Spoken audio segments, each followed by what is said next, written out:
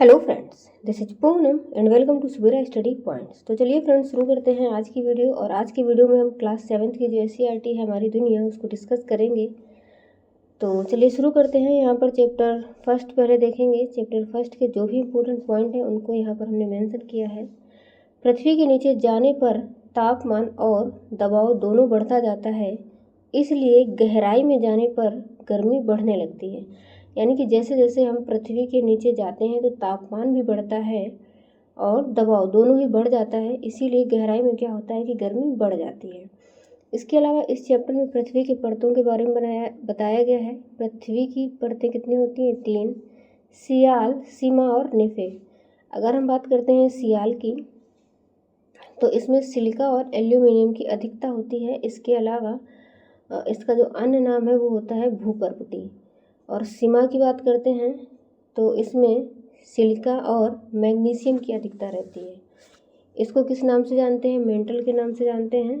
निफे की बात करते हैं, तीसरी परत, इसमें निकिल और आयरन की अधिकता होती है और इसको क्रोड के नाम से जाना जाता है। इसके अलावा पृथ्वी में प्रति 32 मीटर की गहराई में जाने पर 1 डिग्री सेंटीग्रेड तापमान बढ़ता जाता है। चैप्टर फर्स्ट में बस इतनी ही चीज़ें थीं। उसके बाद हम देखेंगे चैप्टर 2। इसमें आग्नेय चट्टानें, अवसादी चट्टान और रूपांतरित चट्टान के बारे में बताया गया है। तो जो आग्नेय चट्टान होती हैं इनके उदाहरण कौन कौन से हैं? ग्रेनाइट, बेसाल्ट और ऑब्सीडियन। ये याद रखना है क्योंकि ये क्वेश्चन बहुत ज़्यादा पूछे जाते हैं। कौन सा आग्नेय चट्टान का उदाहरण है? अवसादी चट्टान है या फिर रूपांतरित चट्टान? तो आग्नेय चट्टान की यदि हम बात करते हैं तो ग्रेनाइट, बेसाल्ट, ऑब्सीडियन। उसके अलावा जो अवसादी चट्टान है, चूना पत्थर, बालू पत्थर, सेल या सिलबट्टा, ये सब क्या रहते हैं? अवसादी चट्टान। अगर बात करें रूपांतरित चट्टान की तो संगमरमर और नाइस।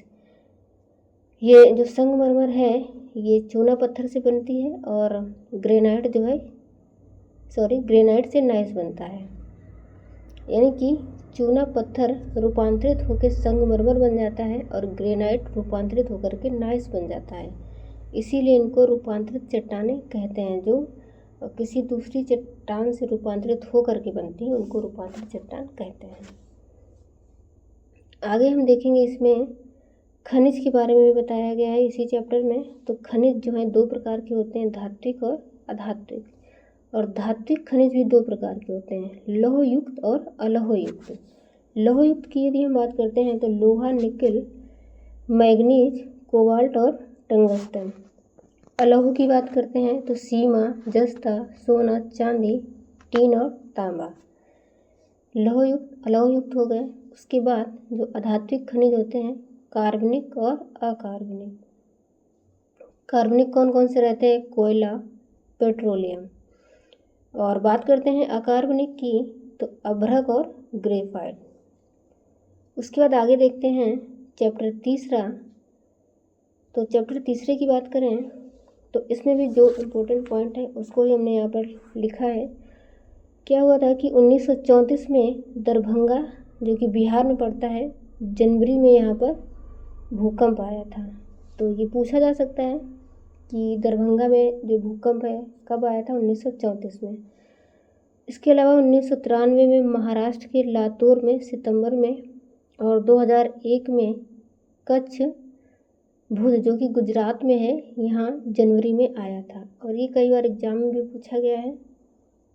तो इस टाइम यहाँ पर भूकंप के भयंकर झटके महसूस हुए जिससे जान माल की व्यापक क्षति हुई थी। तो ये तीनों डेट आपको याद रखनी है कि कब कहाँ पर भूकंप आया था।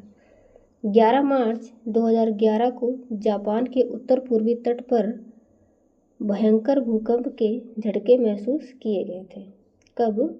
11 मार्च 2011 को जापान के उत्तर पूर्वी तट पर। भूकंप की तीव्रता सीस्मोग्राफ यंत्र से मापते हैं, इसको याद रखना है। और भूकंप की तीव्रता मापने की जो इकाई है वो रिक्टर पैमाना है। दोनों को अच्छे से याद रखना है कि जो भूकंप की तीव्रता मापने का यंत्र है वो है सीस्मोग्राफ और जो इकाई है वो है रिक्टर पैमाना। भूपर्पटी के नीचे का वह स्थान जहाँ कंपन शुरू होता है क्या कहलाता है? उद्गम केंद्र।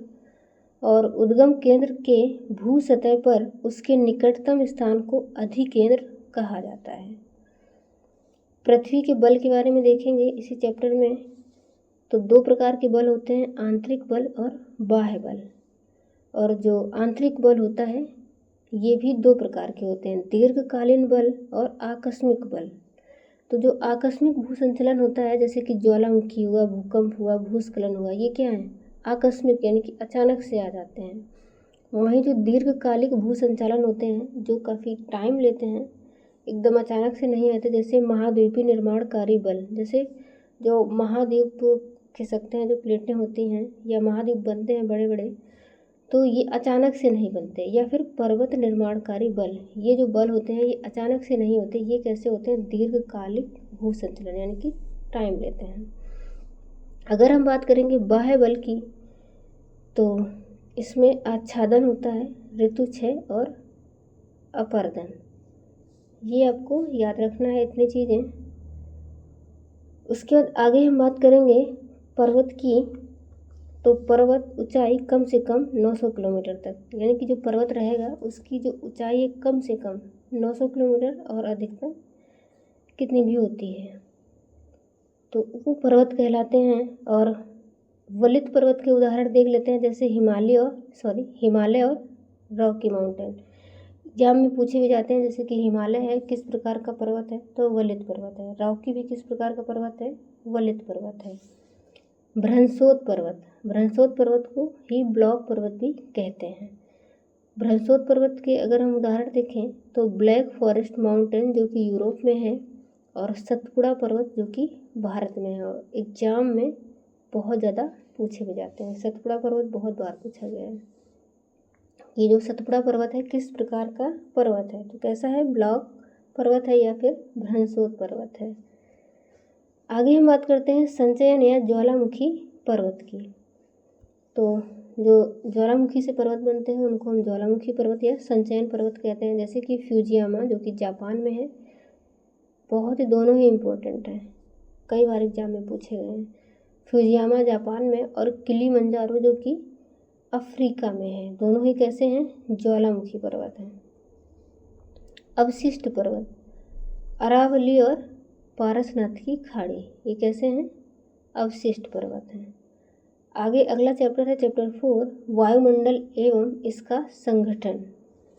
तो वायुमंडल पृथ्वी के चारों ओर स्थित वायु का घेरा है जो पृथ्वी की गुरुत्वाकर्षण शक्ति के कारण इससे जुड़ा हुआ है। इसको याद रखना है कि वायुमंडल क्या है? वायुमंडल पृथ्वी के चारों तरफ स्थित एक वायु का घेरा है जो पृथ्वी की गुरुत्वाकर्षण शक्ति के कारण इससे जुड़ा रहता है। वायुमंडल के कारण ही पृथ्वी पर परिवर्तित किरणें पुनः अंतरिक्ष में लौटने में अधिक समय लगाती हैं। यानी कि जो वायुमंडल है उसी के कारण ही पृथ्वी पर जो किरणें आती हैं वो पुनः वापस जाने में अधिक समय लगाती हैं, जिससे पृथ्वी का तापमान रहने योग्य बनता है। करीब 1000 किलोमीटर की ऊंचाई तक वायुमंडल का विस्तार पाया जाता है। इसको भी याद रखना है कि वायुमंडल का विस्तार लगभग कहाँ तक पाया जाता है? तो 1000 किलोमीटर की ऊंचाई तक। और जो गुब्बारा होता है उसमें कौन सी गैस भरी जाती है? Hydrogen gas. गुब्बारे में कौन सी गैस भरी जाती है? Hydrogen gas. इसको याद रखना है। आगे वायुमंडल में गैसों का वितरण। तो जो नाइट्रोजन है वो कितनी होती है? 78.03%। और जो ऑक्सीजन होती है 20.99%, आर्गन 0.94%, कार्बन डाइऑक्साइड 0.03%। ये चार मेन आपको याद रखनी है। उसके बाद जो बाकी की गैसें हैं वो 0.01% होती हैं। आगे देखते हैं वायुमंडल की परतें। तो परतें कितनी हैं? 5 हैं। क्षोभ मंडल, समताप मंडल, मध्य मंडल, बाह्य मंडल या इसी को आयन मंडल भी कहते हैं, और बहिर्मंडल। इसको यहाँ पर हम देखेंगे पांचों परतों को। तो सबसे पहले जो है क्षोभ मंडल। सभी जो मौसम संबंधी घटनाएं होती हैं यहीं पर होती हैं। और क्षोभ मंडल में जैसे जैसे ऊंचाई पर जाते हैं तो तापमान क्या होता है? कम होता जाता है। तो क्षोभ मंडल के बारे में याद रखना है कि जो मौसम संबंधी घटनाएं हैं वो कहाँ पर होती हैं, क्षोभ मंडल में। और जैसे जैसे ऊंचाई पर जाते हैं तापमान कम होता है। उसके बाद समताप मंडल, इसी में जो ओजोन मंडल इसी में पाया जाता है। और ये जेटयान या जो हवाई जहाज वगैरह होते हैं उनके लिए ये मंडल अनुकूल होता है। ऊंचाई पर जाने पर तापमान तेज़ी से बढ़ता है। देखिए, जैसे क्षोभ मंडल में जैसे जैसे ऊंचाई पर जाएंगे तापमान कम होगा, लेकिन समताप मंडल में जैसे जैसे ऊंचाई पर जाएंगे तो तापमान तेज़ी से बढ़ेगा। उसके बाद यदि हम बात करते हैं मध्य मंडल की, तो उल्का पिंड से ये मंडल हमारी रक्षा करता है। कैसे कि जैसे उल्का पिंड मध्य मंडल में प्रवेश करता है तो वो जल जाता है घर्षण के कारण, और ऊंचाई के बाद तापमान घटता है।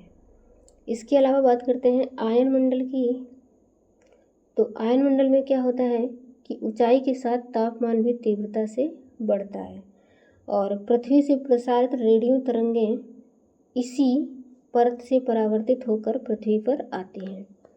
ये याद रखना है आयन मंडल के बारे में, इसी को ऊष्म मंडल भी कहते हैं।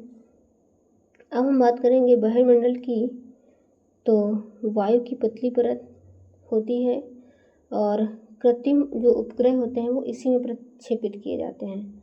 इसके अलावा हीलियम और हाइड्रोजन यहीं से अंतरिक्ष में तैरती हैं। तो इतना आपको याद रखना है।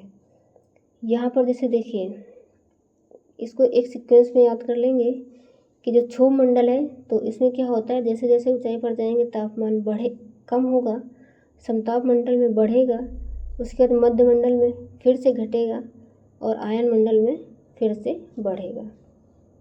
आगे हम देखते हैं चैप्टर 5, बिन पानी सब सून। तो इसमें क्या है कि पृथ्वी पर कुल 71% जलमंडल है।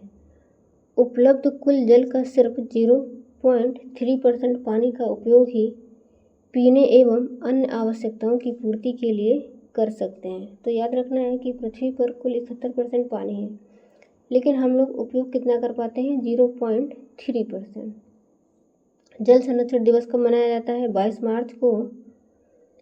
नदियों, तालाबों और बरसात का पानी सूर्य के ताप से वाष्प में बदलकर आकाश में चला जाता है, फिर ठंडा होकर बादल बन जाता है और बारिश करता है। बार बार यही प्रक्रिया जल चक्र कहलाती है। तो जल चक्र क्या है कि जो भी नदियों और तालाबों का पानी होता है या बरसात का जो पानी होता है वो सूर्य के ताप से वाष्प में बदलकर आकाश में चला जाता है, फिर ठंडा होकर के बादल बन जाता है और बारिश करता है। बरसात का कुछ जल रिस कर धरती के अंदर जाता है, जहाँ वह मिट्टी की परतों, चट्टानों के छेदों में फैल जाता है और जल क्षेत्र बना लेता है। उसी जल की ऊपरी सीमा को जल स्तर कहते हैं। आगे बात करेंगे वाटर हार्वेस्टिंग की। तो वाटर हार्वेस्टिंग क्या होता है कि जैसे बरसात हुई तो बरसात का पानी बह करके नदियों में जाता है और नदियों से समुद्र में चला जाता है।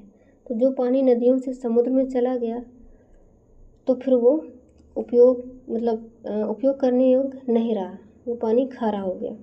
तो करना क्या है, जो भी बरसात का पानी होता है उसको छोटे छोटे गड्ढों में या तालाबों में इकट्ठा करना है, और इकट्ठा करके धीरे धीरे वो पानी ज़मीन में रिस करके चला जाएगा।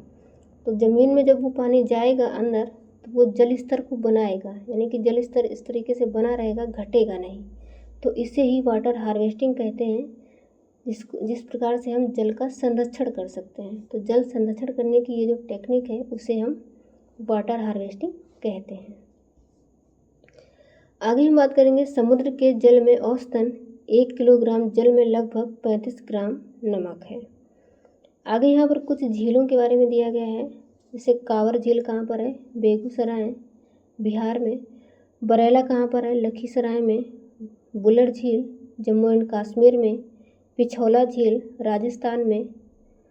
और जो लूनर झील है या लोनार झील इसी को बोलते हैं, महाराष्ट्र में। कोलेरू झील आंध्र प्रदेश में। फतेह सागर झील राजस्थान में।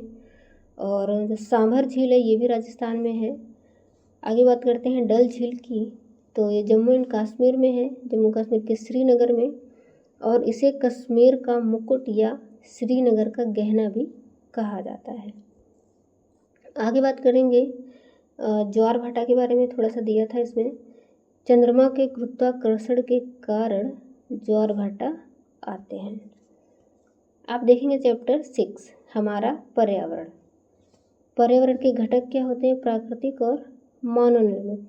दो घटक होते हैं, एक तो प्राकृतिक होते हैं और एक मानव निर्मित। प्राकृतिक कौन कौन से रहते हैं? जल, वायु, जीव जंतु, स्थल, ये सारे प्राकृतिक घटक हैं। इस तरीके से पेड़ पौधे, जलवायु, जो चीज़ें भी हैं। और जैसे मानव निर्मित, जिनका निर्माण मानव ने किया, जैसे कि इमारतें हो गई, उद्योग, सड़क, पार्क, ये सब क्या हैं? मानव निर्मित हैं। सजीवों का आपसी एवं पर्यावरण के बीच की जो परस्पर निर्भरता होती है वो पारतंत्र कहलाता है। तो पारतंत्र क्या होता है? जितने भी सजीव हैं, तो सजीव का आपस में पर्यावरण के साथ जो भी संबंध होता है, परस्पर निर्भरता होती है, क्योंकि सजीव पर्यावरण पे आपस में निर्भर है, तो उनके बीच की जो आपसी निर्भरता होती है वो ही पारतंत्र कहलाती है। हमारे चारों ओर पाए जाने वाले प्राकृतिक एवं मानवीय दशाओं के आवरण को पर्यावरण कहते हैं। यानी कि हमारे चारों तरफ कुछ प्राकृतिक चीज़ें हैं और कुछ मानवीय दशाएं भी हैं, यही आपस में क्या कहलाता है? पर्यावरण कहलाता है। समाज में तरह तरह के रीति रिवाज, परंपराएं, उत्सव आदि देखने को मिलते हैं। ये सभी हमारी सांस्कृतिक पर्यावरण के अंग हैं। यानी कि जो सांस्कृतिक पर्यावरण है वो क्या होता है? जैसे हम समाज में कई प्रकार की परंपराएं देखते हैं, उत्सव देखते हैं, रीति रिवाज देखते हैं, ये सब सांस्कृतिक पर्यावरण के अंग होते हैं। तो फ्रेंड्स आज की वीडियो में हम यहीं तक रखते हैं। चैप्टर 6 तक यहाँ पर कंप्लीट हो गया है। आगे के जो अगले चैप्टर हैं अगले वीडियो में डिस्कस कर लेंगे। तो आगे हम मिलेंगे अगले वीडियो में, तब तक के लिए बाय बाय, टेक केयर।